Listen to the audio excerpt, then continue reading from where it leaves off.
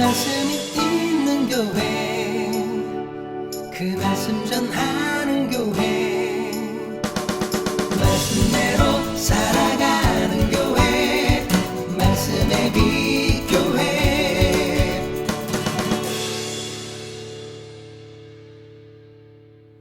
아멘. 정노함 들어오세요. 자, 오늘은 골리앗이라는 제목으로 함께 말씀을 나누도록 하겠습니다. 자, 다윗과 골리앗은 아마 교회에 다니지 않는 분들도 아마 다 알고 계시리라고, 많은 분들이 거의 대부분 알고 계시리라고 생각합니다. 작은 목동에 불과한 다윗이라는 소년이 어마어마한 장수인 골리앗을 쓰러뜨린 이야기죠. 물론 교회를 안 다니는 분들은 다윗이 어떻게 골리앗을 쓰러뜨렸는지 잘 모를 수도 있습니다. 물맷돌로 쓰러뜨렸는지 칼로 죽였는지 잘 모를 수는 있지만 다윗과 골리앗은 다 압니다. 그 골리앗이 등장하는 부분이 오늘 본문 말씀입니다. 이스라엘과 블레셋 사이에 전쟁이 일어납니다. 당시 이 전쟁이 일어날 때 상황이 어떤 상황이냐면, 이스라엘의 왕이었던 사울은 아말렉을 진멸하라는 하나님의 명령을 불순종하죠. 그래서 하나님이 그를 왕으로 세우신 것을 후회하셔서 그를 버리사 왕이 되지 못하게 하십니다. 그리고 사무엘에게 명령하셔서 다윗에게 가서 이새의 아들 다윗에게 기름을 부으라. 그래서 사무엘이 뿔에 기름을 담아서 다윗에게 기름을 붓습니다. 그러자 그날로부터 다윗은 여호와의 영에 크게 감동되고, 그 바로 다음에 사울은 여호와의 영이 떠나게 됩니다. 자, 오늘 본문 바로 앞선데요. 사무엘상 16장 13절 14절 말씀인데, 사무엘이 기름 뿔병을 가져다가 그의 형제 중에서 그에게 부었더니 이날 이후로 다윗이 여호와의 영에게 크게 감동되니라. 사무엘이 떠나서 라마로 가니라. 여호와의 영이 사울에게서 떠나고 여호와께서 부리시는 악령이 그를 번뇌하게 한지라. 이런 상황입니다. 다윗은 여호와의 영에 감동되고, 사울은 여호와의 영이 떠나고 오히려 악령에게 사로잡혀 있는 그 상황에 지금 전쟁이 일어나게 된 겁니다. 블레셋 사람들이 군대를 모으고 이스라엘과 싸우려고 유다에 속한 소고에 모여서 에베스 담밈에 진을 치죠. 그리고 이스라엘은 블레셋과 대치하는데 엘라 골짜기에 진을 칩니다. 블레셋과 이스라엘이 대치하고 있는데 그 사이에 뭐가 있냐면 골짜기가 있습니다. 골짜기를 사이에 두고 블레셋은 저쪽 산에, 이스라엘은 이쪽 산에 그렇게 대치하고 서 있습니다. 그때 블레셋 진영에서 한 사람이 나오는데, 싸움을 도두려고 나오는데 그 사람이 누구예요? 바로 골리앗입니다. 자, 4절 말씀입니다. 블레셋 사람들의 진영에서 싸움을 도두는 자가 왔는데 그의 이름은 골리앗이요 가드 사람이라. 그의 키는 6규빗 한 뼘이요. 골리앗은 가드 사람이에요. 그리고 키는 6규빗 한 뼘이죠. 다들 많이 아실 겁니다. 이게 어느 정도인지. 규빗은 원래 히브리어로는 팔을 뜻하는 단어를 이 라틴어로 헬라어로 번역한 70인역에서 따온 거예요. 큐비툼에서 따온 단어인데, 이 팔꿈치에서 이 손 가운데 끝까지 여기를 의미합니다. 그래서 보통 45.6cm, 46cm, 어디는 50cm, 또 성전에서는 여기에 한 뼘을 더해요. 그래서 큰 규빗으로 이라고 부르기도 합니다. 시대에 따라서 약간씩 길이의 차이는 있지만 보통 45cm에서 50cm라고 따지면 6규빗 한 뼘이면 대략 계산해봐도 3m가 넘습니다. 완전 거인이죠. 오늘 농구 선수도 뭐 세계에서 제일 큰 사람들 봐도 2m 35 뭐 이 정도인데 3m가 넘었으면 어마어마한 거인이죠. 더구나 그가 착용하고 있는 뭐 갑옷이라든지 무기만 봐도 엄청납니다. 자, 5절에서 7절 말씀입니다.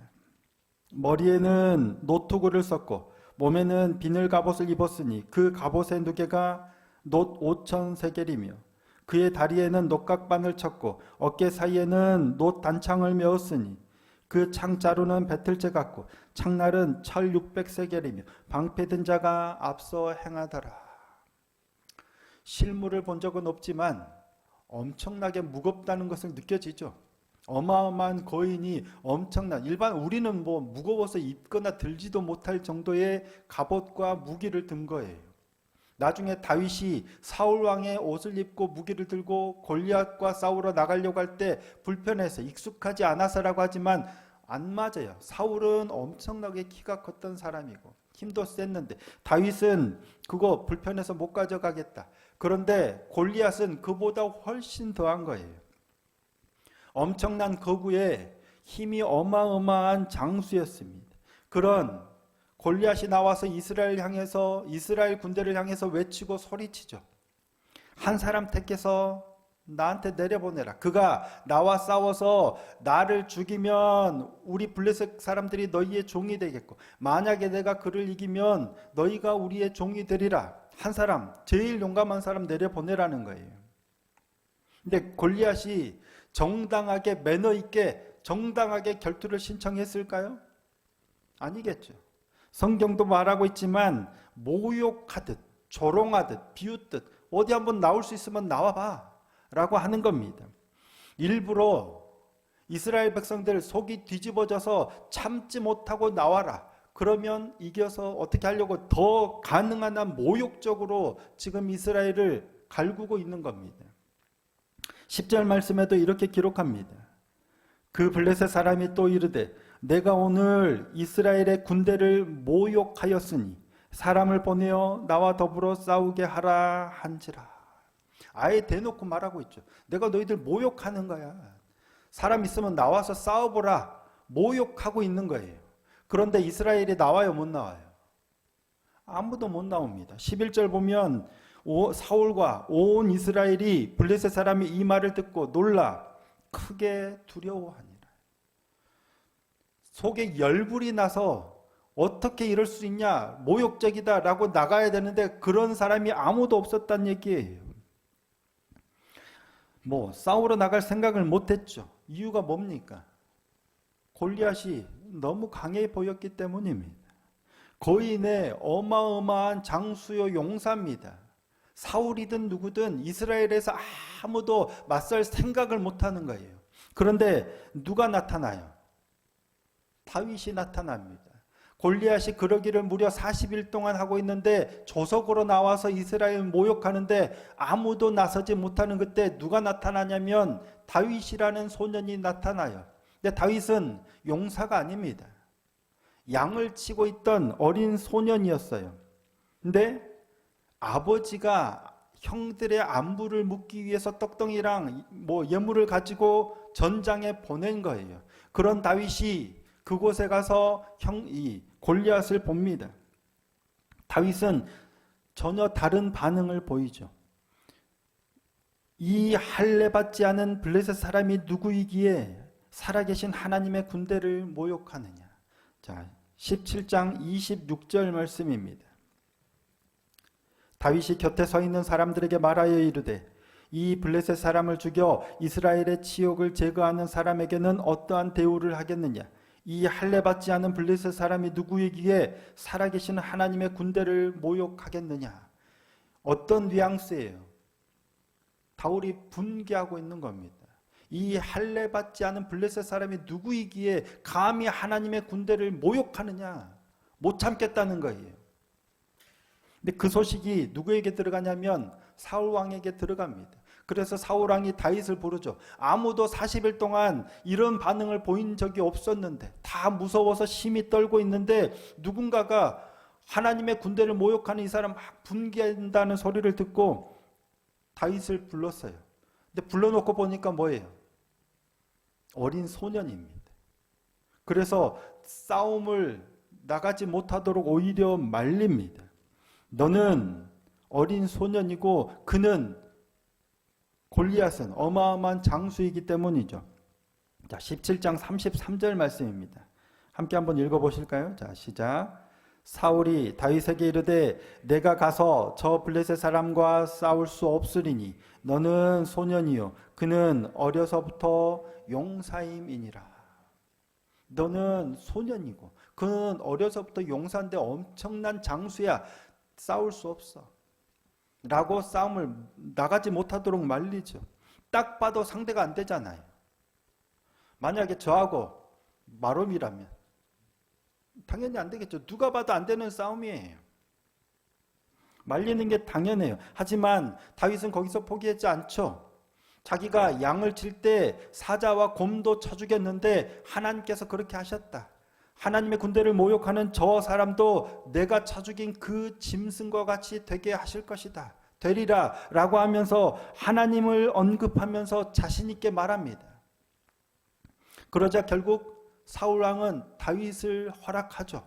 그래서 다윗이 나가서 골리앗을 물리칩니다. 우리가 잘 알듯이 물맷돌로 골리앗의 이마에 박히게 해서 골리앗의 칼로 그의 목을 베어 죽입니다.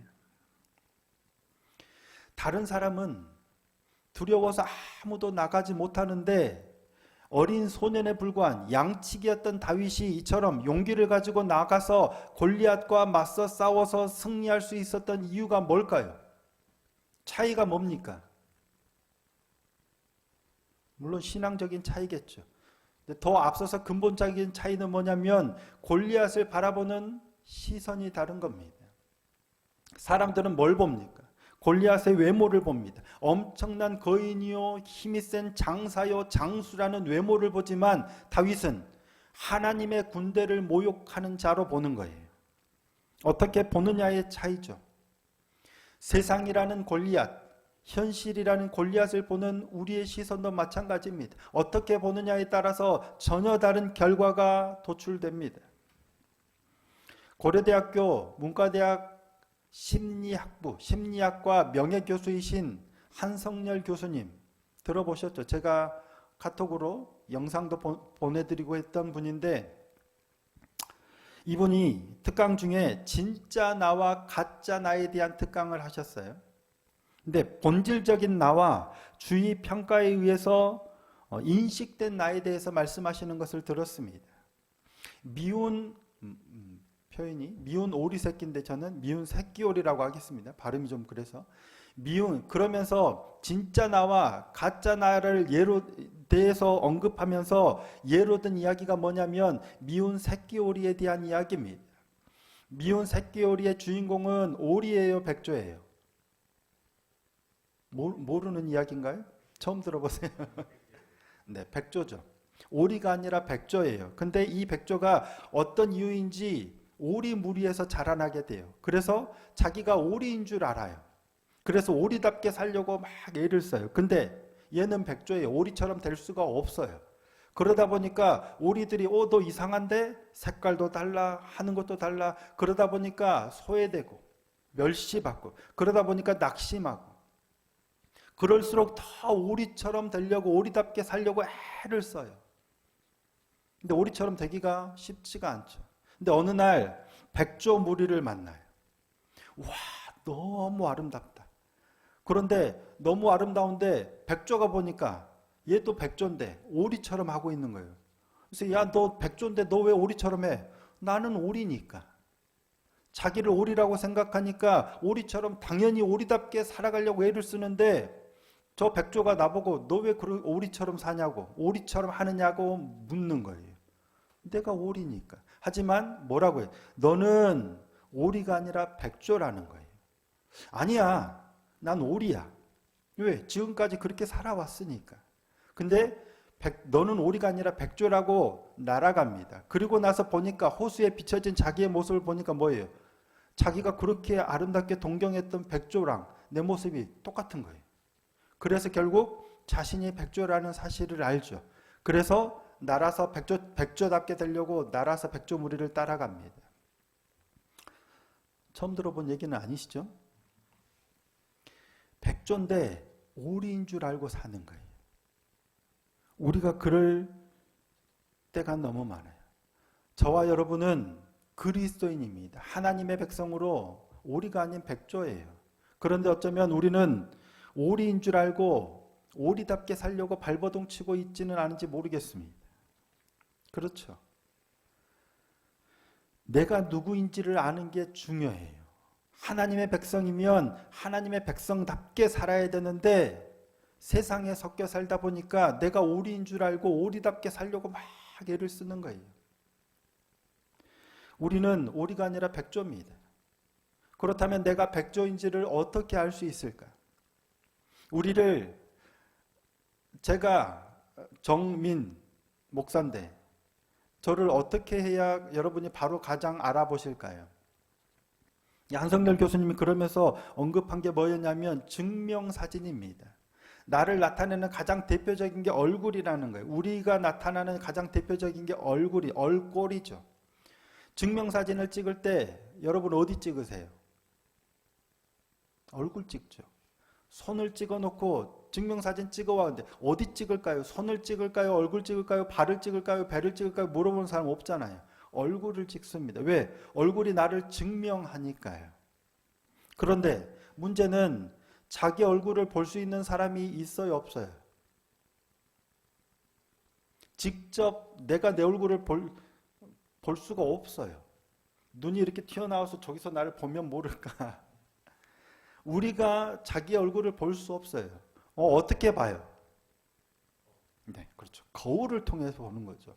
핸드폰을 사진을 통해서나 거울을 통해서나 그 거울은 실제 거울일 수도 있지만 내 주변에 있는 사람들에게 비친 나예요. 그게 거울을 통해서 나를 볼 수 있는 거죠. 거울에 비친 나를 통해서 내가 어떤 사람이구나. 근데 잘못 비치니까 내가 오리구나로 보는 거예요. 거울이 조금 일그러지면 나는 분명 백조인데 자신이 오리라고 보고 사는 거예요. 그래서 오리답게 살려고 애를 쓰는 거예요. 거울이 어떤 거울이냐가 그래서 중요해요. 나는 누구에게 비칠까요? 나와 가장 가까이 있는 사람들에게 비칩니다. 그래서 어떤 사람과 같이 가까이 하느냐가 굉장히 중요한 겁니다. 어떤 교회를 다니느냐도 그래서 굉장히 중요합니다. 여러분이 잘못 비춰지고 있다면 당장 그 교회를 떠나야 합니다. 그런다고 진짜 떠나시면 걱정이 되는데 철수와 영희가 있습니다. 철수가 어느 날 학교에서 시험을 봤는데 80점을 받아왔어요.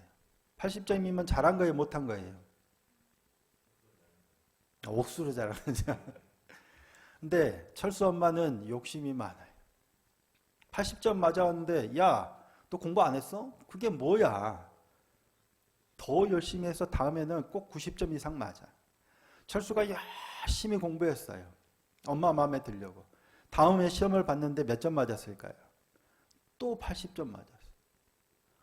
야, 너 공부 안 했어? 엄마가 공부하라 그랬지. 열심히 했는데 이랬어요. 그래, 실수할 수도 있지. 그런데 다음에 시험 봤는데 또 80점. 또 80점. 엄마가 뭐라 하실까요? 너는 머리가 나쁜가 보다. 공부를 해도 안 되네. 그러면 철수는 자신에 대해서 뭐라고 생각하냐면 난 머리가 나쁘구나. 공부는 못하는구나 라고 생각하겠죠. 영희는 똑같이 80점을 맞아왔는데 영희 엄마는 달라요. 와, 어떻게 80점을 맞았어? 너 찍었거나 실수한 거 아니야? 아니야 엄마. 내가 열심히 해서 그랬어. 그랬는데 너무 잘했다고 칭찬하고 맛있는 걸 사줬는데 다음 시험에 또 80점을 맞아온 거예요. 우와, 네가 실수한 게 아니구나. 정말 80점이구나. 진짜 잘한다. 계속 칭찬하니까 영희는 자기가 정말 머리가 똑똑하고 공부를 잘하는 아이로 인식하고 잘하는 거예요. 철수와 영희는 똑같이 80점을 맞았죠. 자기가 어떤 사람인지를 인식하는 건 자기가 받은 점수가 아니죠. 80점이라는 점수가 아니라 자기를 인식하는 건 뭐예요? 거울입니다. 나를 어떻게 인식해 주느냐, 나에 대해서 사람들이 어떻게 반응하느냐에 따라서 자신을 인식하는 거예요. 골리앗도 마찬가지입니다.